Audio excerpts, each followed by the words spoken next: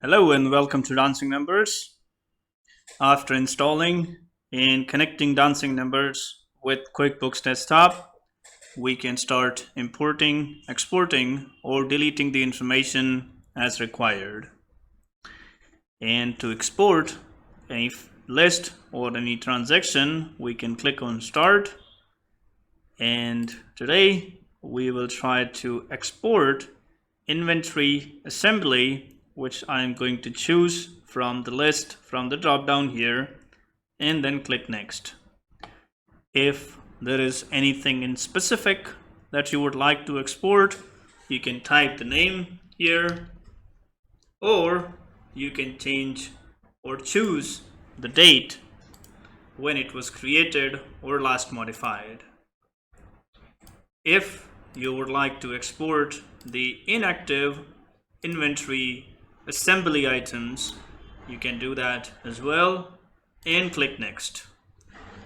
Now here it will show me the name of the inventory assembly, the unit of measure, the sales tax, the sales description, and the rest of the information with all the items which are the part of this particular assembly.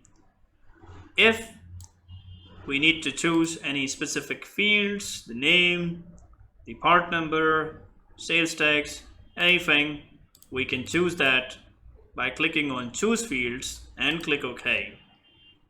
And next. The next screen is the final preview, what all information is there in QuickBooks Company file, and it's ready to be exported into Microsoft Excel. And we click on Export File.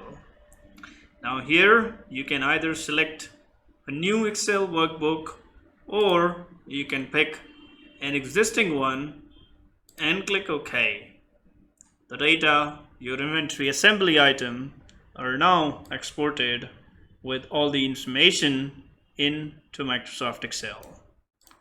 Thank you.